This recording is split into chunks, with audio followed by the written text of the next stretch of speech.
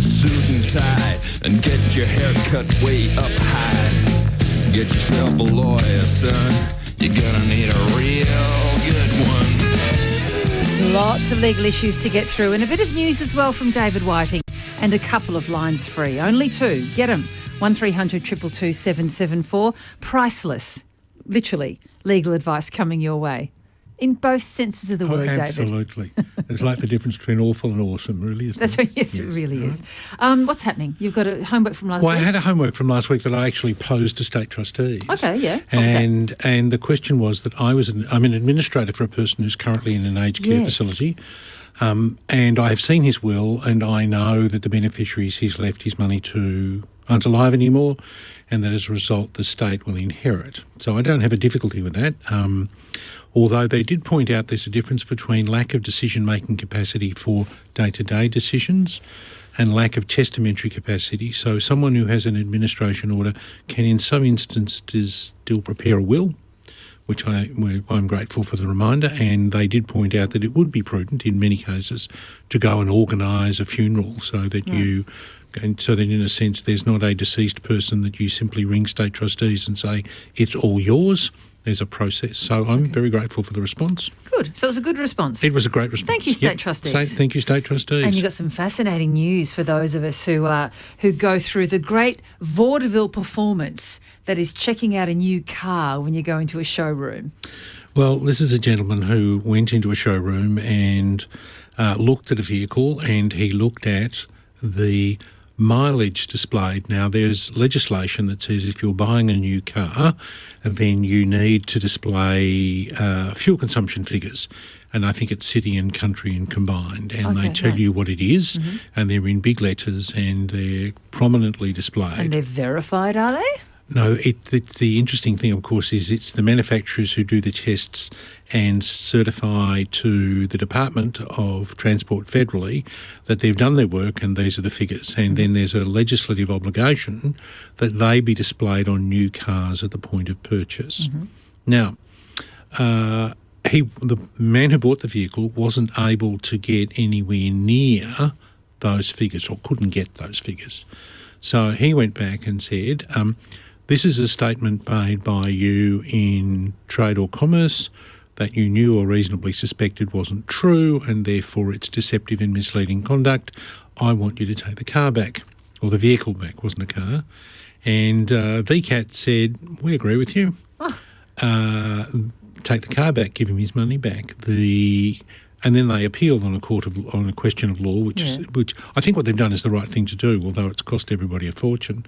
They went back and they went to a single judge of the Supreme Court, then a Court of Appeal decision, and both of them found that they were representations made by the dealer and the manufacturer relating to fuel consumption. Right. So what you're now going to see, I think, when you walk into a dealer is, here's the stuff I'm required by law to show you.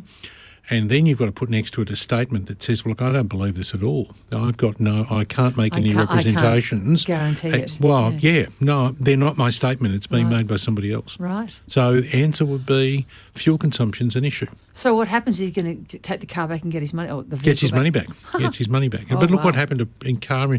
He probably bought the car 18 months ago. Look what's happened to car prices in that time. Oh, my goodness. Car salesmen don't need any more dints in their reputation, do they? They do not. I use the word dints deliberately. Yes. Yep. 1300 222 774. John in Croydon, go ahead. Well, thanks for taking my call. I have a problem with the tradesperson. I engaged a painter about 2 months ago to paint the inside of the house. He painted one room, and he's left all of his equipment behind, the ladders, the spray guns, the cans of paint. It takes up quite a portion of the garage, and he just won't come back. I've rang him a number of times. He says, yes, I'll come around, pick it up, finish the job. But he never turns up. I rang Consumer Affairs, and they rang him, and he told them the same thing, that he would come around, pick his equipment up. But he hasn't turned up, and he hasn't returned any phone calls. So my question is... Yes. Well, what are my obligations with regard to the equipment that he's left on in my garage? There's a series of provisions in the Australian Consumer Law and Fair Trading Act, which is a Victorian act, that deal with the disposal of well, I'm going to call them unclaimed, but effectively abandoned goods. And your options, it really depends on how long they've been there and what they're worth as to what your steps are. So they've been there about 2 months and they'd be worth maybe $2,000. Then your obligations are reasonably low, but you need to go to him and write to him and tell him this is what you are proposing to do. Now, do you have his address? Have his address. He's not returning any phone calls. No, I understand that. I'm talking about your notice obligations, and I simply wonder whether it might not be, in the overall scheme of things, it might be easier for you to deliver them back to him than anything else. But that's up to you. If you consider the goods to be abandoned, then there's a process in the Act. You've made an assessment that they're worth in the order of $2,000. It probably involves selling them and accounting to him for the proceeds. And so you're going to put it on eBay or Gumtree or one of those, and at the end of the day, it might involve less of your time to put them in your vehicle and take them to his place. If I do that, and there's no one home, say, when I deliver them, do I have an ongoing obligation to ensure that they're covered or that they don't get stolen from where I leave them? I don't believe... Well, if you left them outside the gate, you probably would. But if you leave them securely, I would be sending him a text message that says, I'm returning the goods to your property at this day on this time. At that point, they're your responsibility. And what if the painter issues John with a bill for the wall and the bits that he did paint? I would give it exactly the same attention as the painter's giving John. He's been overpaid for the work that he hasn't done. You have? Yeah. Then here we are, another job for VCAT.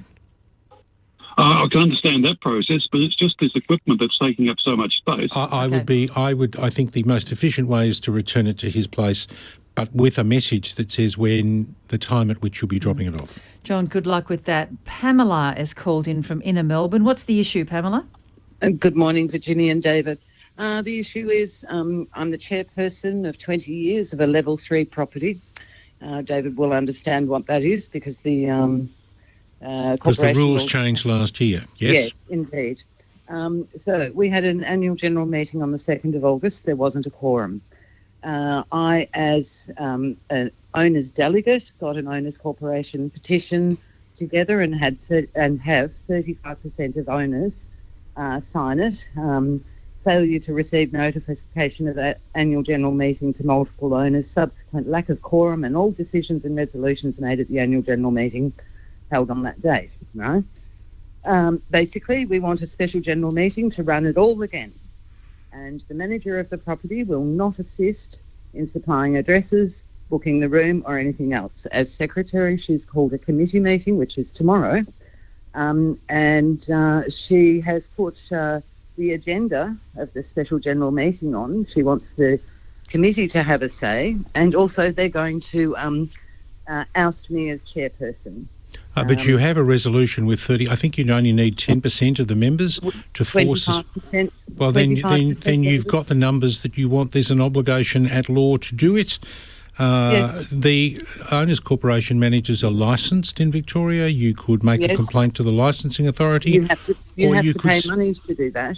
You have to pay money to do that. And I have to take that on as an individual because I'm not doing this as chairperson.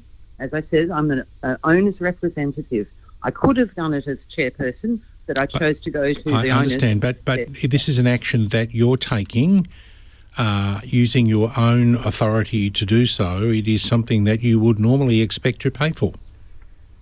I mean, if you succeed at VCAT, you'll be asking for the fee to be paid back to you. Okay. Then we'll have to leave it there. Pamela, we hope that's useful. 1300 222 774. Mary Louise in Glen Waverley, yes. How can we help? Thank you very much. Try to keep it short. We bought a Strata unit 12 months ago, and the Section 32 didn't contain all of the structural documents that documented all the building problems. The OC had maintenance assessments done, but they decided not to do any of the work, and they just dropped all of those documents from the subsequent AGMs. So Yep. There are a series of disclosure requirements under Section 151 of the Owners Corporation Act, and they're required to include copies of the minutes of the last annual general meeting. Was it they not presented or discussed, or was it the meeting before? It was the meeting before. What they did was they had a meeting in 2018. They presented a maintenance plan and all the documentation of the dreadful problems the building had. They then decided not to adopt it as a plan but use it as a guide, and from then on it just disappeared from sight. It was never dealt with or referenced, or it just disappeared underwater. Now, when we bought the building last year, there was no reference to that maintenance plan, which was a guide. We paid market value. We just last month had a desktop valuation that seemed a bit sort of optimistic to me. So I said to the guy, look, would you go on site? And I disclosed to him all of the documents we've been able to dig up, the quotes and whatever. And he dropped the valuation from 470 down to 360. Wow. Now, I would like the OC to get the building works done. That requires them raising a levy. They've been really resistant to that. We got on the committee. We're really working hard to try and work with everybody, but there's blockages all the way. If we can't get the OC to agree to raise a levy and deal with what's about $150,000 worth of work, so first question, if we can get them to raise a levy, do all the people who've subsequently... If you raise a levy today, all the current owners have to pay, not the previous owners. What about the people that weren't made aware that this work was going to be if there's required? A levy, the levy is in respect of the current ownership. You can't levy a former member. You can collect money from a former member that's owing to you, but you can't levy a former member. What about current members who weren't aware that this work was going to be in the offing? Well, you can't ask the other people to pay. There might be, in my mind, it's a detailed analysis of the obligations of the manager. The manager may have obligations under the Owners Corporation Act. There may be some issues in relation to deceptive and misleading conduct by the manager, who is presumably a professional organisation. So it sounds like do legal services have to be secured I would suggest that you do, but I would be suggesting that you get the legal services, that everybody who's bought without the benefit of the minutes from that Owners Corporation meeting, other ones, should all go and try and get the same advice and share the costs. We wish you luck, Mary Louise. It sounds like a deal of work has to be done here, David. Yes, it does. But it's going to be a decent investment, because you're talking here about, Well, if let's assume there's 5 properties each who've dropped $100,000. There's a $500,000 argument here. Yeah, well, and it's worth winning. Mary Louise, good luck with all of that. Paul in Tullamarine, how can David help? Hello, Paul. Are you there? Last chance. Yes, I am. Okay, yes, I am. You're on the air. Go ahead. A classic suburban fencing dispute. Two standard suburban properties. The wooden paling fence is falling to pieces. We both agree we want it replaced. We want it replaced. They want it replaced. The problem is we want it replaced with a metal colour-bond fence, and they want another paling fence. They want a timber fence. They don't want timber fence. I presume there was a timber fence there before? Yes, there still is the remnants of one. What is the preponderance of fences in the neighbourhood? Are they all tree or all timber? Or substantially timber? Substantially timber, yes. There's a couple of collar-bond fences popping up here and there. In the event that a magistrate got to see it, a magistrate is likely to say you get typical for the area. Doesn't mean you can't both agree on a colour-bond fence, but in the event that we've agreed on absolutely everything other than the fence construction, then it will be fence construction that matches the neighbourhood. All right. So I guess from our point of view, the issue is that a timber fence won't last as long as a colour-bond fence. We replaced one of our perimeter fences with a colour-bond fence 22 years ago. It looks as though it was installed yesterday. That's the state, whereas other timber fences that we've had installed are already falling to pieces, and they're actually a lot newer than that colour-bond fence. Then run the argument, Paul. So it's just about getting agreement from the other side, isn't it? Well, no, you want colour-bond, I want paling. Yeah. We can't agree. We can agree on absolutely everything else, just not that. And so how do we solve it? Well, you either get a magistrate to do it, or you agree that you can toss a coin. Are they going to agree to a coin toss, do you think, Paul? No, the neighbours are pretty adamant that we just don't like the look of the colour-bond fence. That's their argument. A paling fence will give you quite a few years, David. Oh, it will. Yeah. It will.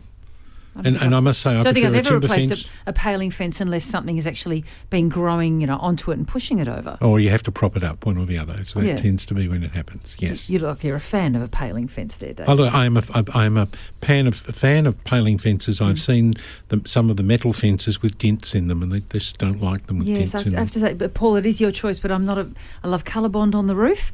Don't really love it for a fence, I've got to say. Daryl in Hoppers Crossing, go ahead. Good morning, Virginia and David. How are we? Good. Go ahead. Good. What I'm inquiring about, please, is the legality in regards to wills. My mother-in-law passed away. We received a copy of her will, and the last line on the will was ABC Law Firm has been authorised to finalise the actions in this will. I would have thought that was a job for the executors to make that kind of decision. Daryl, I've got to tell you, I used to put clauses like that in will. Sorry, let's do this. I used to put clauses like that in a will, and I ultimately came to the conclusion, I agreed with you, Daryl, that it's really up to the executor of the estate to choose who the solicitor ought to be in the administration of the estate. I can also tell you that the law changed in 2017, and you would normally get the deceased's written approval to appoint yourself as the solicitor for the estate because it constitutes a benefit under the will. So I would be looking and saying, tell me where you got express written consent to appoint yourself as the solicitor for the estate. Okay. All right. Okay. And I occasionally, we've had a recent one where the solicitor was appointed as the executor and the beneficiaries asked him to renounce probate, and he did, on the basis that they were in as good a position to administer the estate. Right, okay, yeah, because that was your example was fine there, David. I appreciate that. That kind of answers my thought process, because it just leads to. So how old is the will, Darren?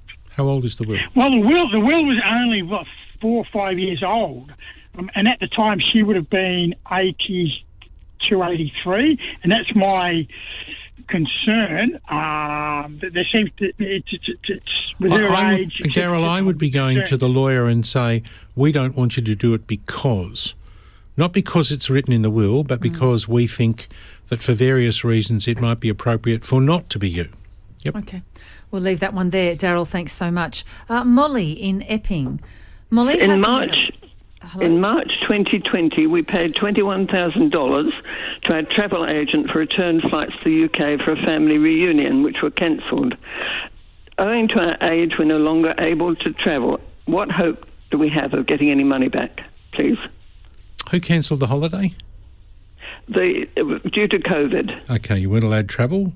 Not allowed to travel. My view is you should be entitled to your money back. I agree, but how do we get it back?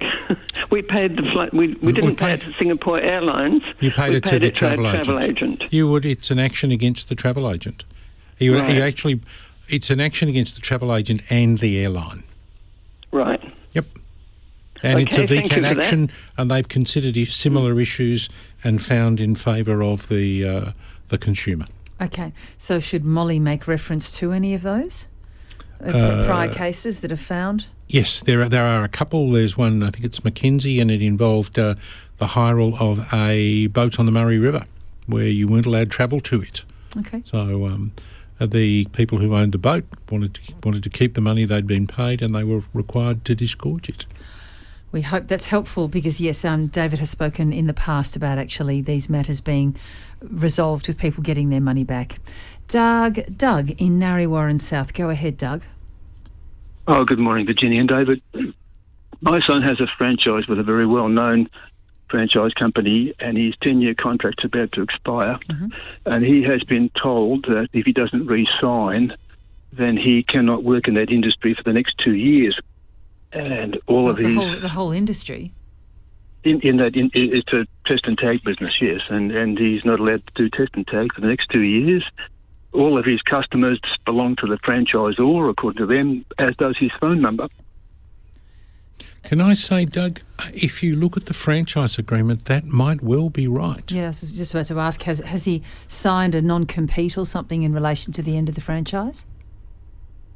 Doug? Sorry, what's that again? Has he signed this? Does the contract say that he signed? Has he signed a non-compete in I'm not relation aware. to exiting it?